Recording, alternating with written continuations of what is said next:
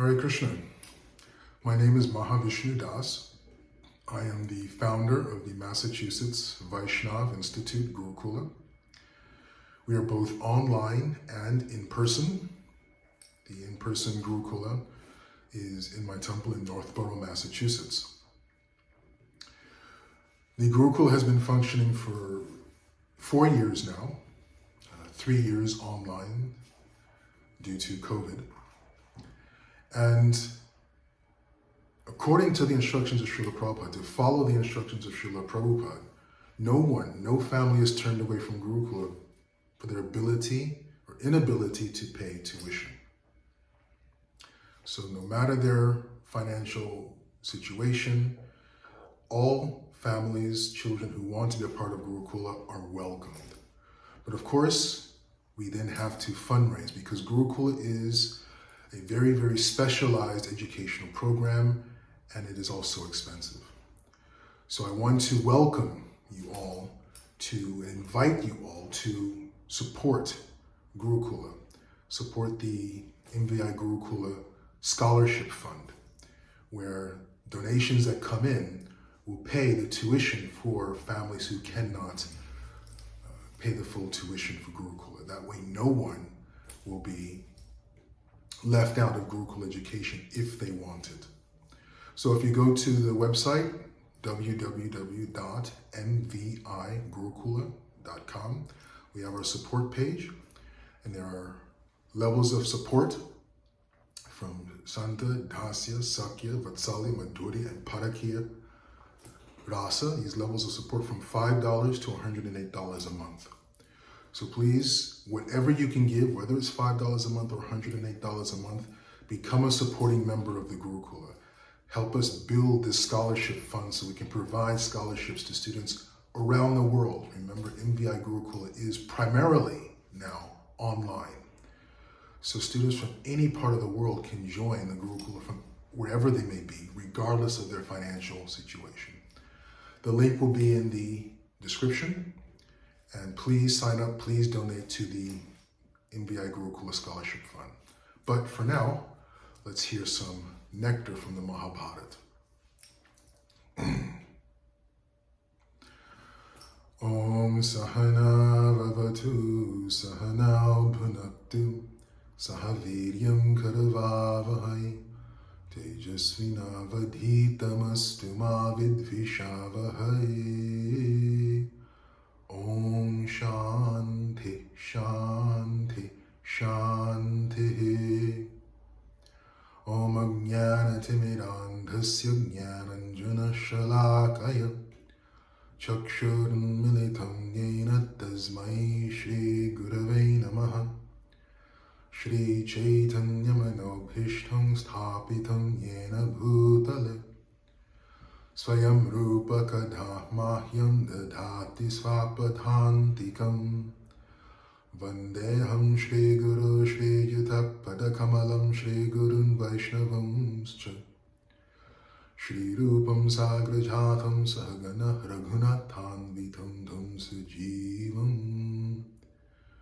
Sadvaitam Savadhutam Parijana Sahitam Krishna Chaitanya Devam. Shri Radha Krishna Padam Sahagana Lalita Shri Vishakhanvitamscha. Om Namah Om Vishnu Padaya Krishna Prasthaya Bhutale Srimate Bhakti Vedanta Swamin Niti Namine.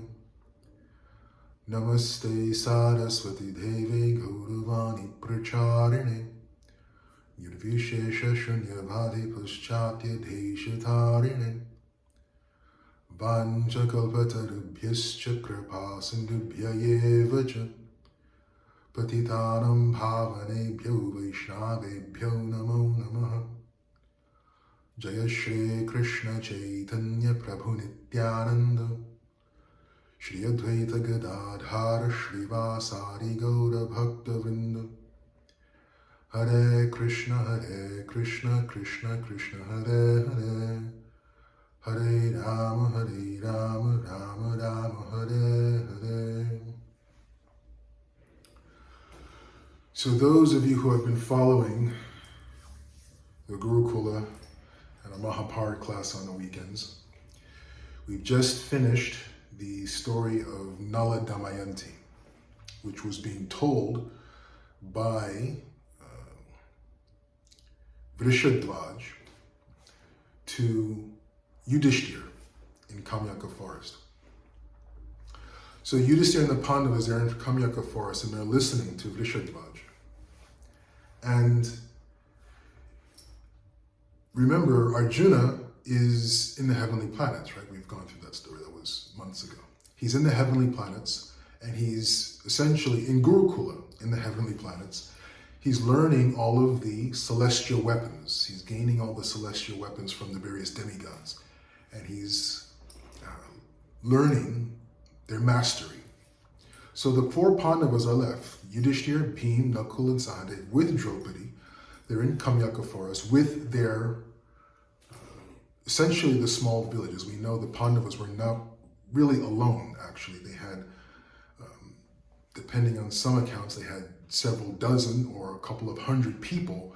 So it was essentially a traveling village of Brahmins, Vanaprasthas, who were with the Pandavas, who refused to leave the Pandavas and go back to stay in Hastinapur.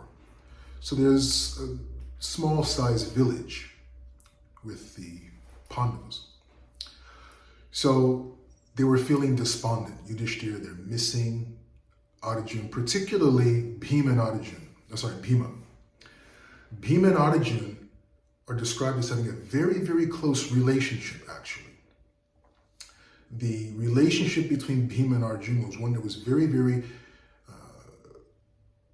very close.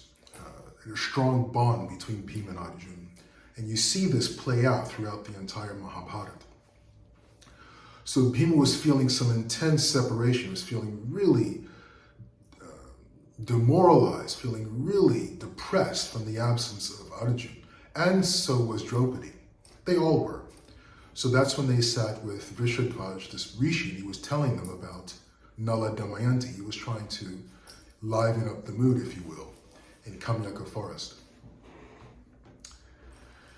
So after telling the story of Nala Damayanti, Yudhisthira asks, he says to Vrishadhvaj, he says, what can one do when one is feeling grief, one is feeling separation, one is feeling the pangs of the bonds of familyhood being torn, being pulled? What can one do to alleviate that grief or that distress? And Bhima, Draupadi, Nakula, and Sahadeva were all asking this type of question to Vrishadhvaj. And Vrishadhvaj told the following story. I wouldn't say a story, but he gave the following response. He said, at one point, many, many years ago, this was, the Mahabharata doesn't tell us exactly when, but we believe it was before the time, from what I could understand, it was before the time of even Pandu. It was early on in the age or in the time of Hastinapur when Shantanu was king and Bhishma was a very young prince. It was during that time. Vrishadhvaj tells a story that Bhishma went to Gangotri, the source of the Ganga in the Himalayas, to do austerities, to do penance, to prepare himself for the responsibilities, maybe not of leadership, but the responsibilities of being a Kshatriya ruler in the kingdom of Hastinapur. So he was doing tapasya, he was doing some austerities there at Gangotri. And Pulastya, one of the 10 great sages, arrived at Gangotri and he saw Bhishma sitting and doing his tapasya. And when Bhishma saw Pulastya Muni arrive, he got up from his seat, took some paraphernalia for worship, and he worshipped Pulastya, gave him a place to sit, gave him some fruits and some simple things he had there to eat. And Pulastya asked Bhishma, what are you doing here? Why are you here? Shouldn't you be back in Hastinapur taking care of the kingdom and the dynasty? And Bhishma's reply was, my dear Pulastya Rishi, I'm feeling some despondency. I'm feeling some anxiety that I may not be, number one, qualified to lead the kingdom, but I may also disappoint my father, Shantanu. What can I do to alleviate the stress of not living up to the expectations of my father, the elders of the Kuru dynasty? So then Pulastya says, the answer, his response to Bhishma was, go on a pilgrimage. And then Pulastya begins to describe dozens of holy places of pilgrimage around India. And he says, my dear Bhishma, when you go to these holy places, when you go on this Tirtha Yatra, spend time at each of these tirthas. And when you go there, you fast all day at these tirthas. When you go there, you give in charity to the residents, the inhabitants of the tirtha. And then you sit and you listen to the discourse of the saints, the inhabitants who live at that tirtha. These are the three activities, the three things you should do when visiting a holy place. Fast, serve, giving charity to the people of the tirtha, and to listen of their wisdom, their Vedic knowledge from the mouths of those who lived at these holy places. And then Pulastya began to describe dozens of tirthas all around Bharat. And Bhishma says, my dear Pulastya, I have no way to visit all of these tirthas, I don't have the time to spend going to the list you have given is, and it's true, it was a huge, it's pages, it's almost a full chapter of the Mahabharata, Pulastya listing these holy places and the benefits one may get by visiting the holy places. One of the benefits, Pulastya tells Bhishma, is that when you visit these holy places and you visit in that mood of doing a fast, offering charity, offering seva, and listening to the residents of the holy dham, of the tirtha, the benefit is as if you have performed an Ashvamedha Yajna.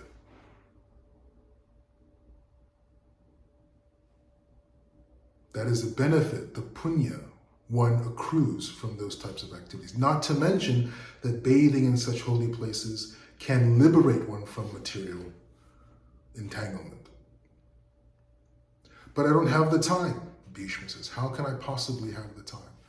And Pulastya says, well, you have heard in detail all of these pilgrimage places from me. You've heard while fasting. You have given me seva. You have offered me food, something to eat, and you've been listening to me. So you can be considered that you have visited all these places of pilgrimage that I have talked to you about. So the devotee, the sages, are actually a condensed and mobile holy place. The devotee of the Lord, the representative of the Lord, embodies all tirthas within themselves. So in serving the devotees, listening to the devotees, fasting in honor of a devotee's presence or whatever the devotee's vows may be, that is as if we are ourselves visiting those holy places of pilgrimage. So when Bhishma hears this, he gratefully offers his obeisances to Pulastya. Pulastya goes on his way, and Bhishma continues his tapasya there at Gangotri. So remember, this is being told to Yudhisthira. And Yudhisthira, he listens to this from Vrishadhvaj. And Yudhisthira says, well, I also am unable to visit all these tirthas. I mean, sure, it's the number of tirthas that Pulasya has described are almost endless. How do I get relief from the grief I have, the separation we have from Arjuna? And Vrishadhwaj, he tells Yudhisthira, you have a guru. Your guru is Dhaumya. The Kula guru of the Pandavas was Dhaumya Rishi. He says, sit with your guru, listen from your guru as Bhishma listened from Pulastya. Listen all about the holy tirthas. Listen about the pastimes that happened at the holy tirthas. And then you will gain some relief. And then Vrishadhwaj leaves. Yudhisthira and upon Bhima, Nakul, Sahadeva, Draupadi, they sit in front of their guru, Dhaumya, their Kul guru. And they ask, they say, my dear Dhaumya Rishi, please give us some nectar. Tell us the pastimes of the various tirthas and what activities the Lord performed at these tirthas so that we can gain some relief, some inspiration, and then hearing the nectar of the pastimes of the Lord, we can gain some relief from our distress and our separation from Arjuna. So Dhaumya begins, like Pulastya did to Bhishma, Dhaumya begins to tell the stories of the various tirthas around India. And again, it's a whole chapter of the descriptions, beautiful descriptions of numerous, dozens, literally dozens of holy places around India. And just at that time, it was nearing sunset, and Lomasha Rishi arrived. And if you remember, those of you may remember who were with me before we began uploading here, when you attended the classes on Zoom and so forth, that Lomasha Rishi had seen, he was in the heavenly planets, and he was there, and he saw Arjuna learning all of the celestial weapons from the demigods. And he saw Arjuna sitting on the throne of Indra. Indra had asked, Arjuna is a son of Indra, so Indra had asked Arjuna to sit on the throne of heaven right next to him. And when Lomasha Rishi arrived, he saw this and he says, who are you? What right do you have? You are mortal. You are not a devata. What right do you have to sit on the throne of heaven? Get off of there. And he challenged Arjuna. And Arjuna did not raise to the bait. He got up and he offered humble obeisances to Lomasha Rishi. And he said, yes, you're right. I have not accrued the punya, the piety, to be able to sit on the throne of heaven. I've only done so at the instructions of my father. So when Lomasha Rishi saw that Arjuna had not a stitch of arrogance in him, and he knew how to respond to his senior, Lomasha Rishi, he knew how to respond to a Brahmana, Lomasha Rishi then said, well, I give you the blessing that everything you're learning in the heavenly planets, all of the weapons you're learning, you will master them as well as the presiding deities of those weapons. You will master them all. It was just none other than the presiding deity of the weapon was using that weapon. Is there something else I can do for you, my dear Arjuna? Arjuna was also feeling separation from his brothers and Draupadi. So he asked Lomasha Rishi, he says, my dear Lomasha Rishi, the next time you're in Kamyaka forest, please visit my brothers and my wife and let them know that I'm doing well. So this is when Lomasha Rishi arrives in Kamyaka Van, when Dhaumya is telling stories about the tirthas. So we'll finish there, and we'll continue to find out what Lomasha Rishi has to say to Yudhisthira. Hari Hari. Om Sahana Vavatu Sahanau Bhunaktu Sahaviryam Karavavahai Tejasvinavadhitamastu ma vidvishavahai. Om Shanti Shanti Shanti. Om Jaya Shri Krishna Chaitanya Prabhu Nityananda Shri Advaita Gadadhara Shri Vasari Gaura Bhakta Vrinda.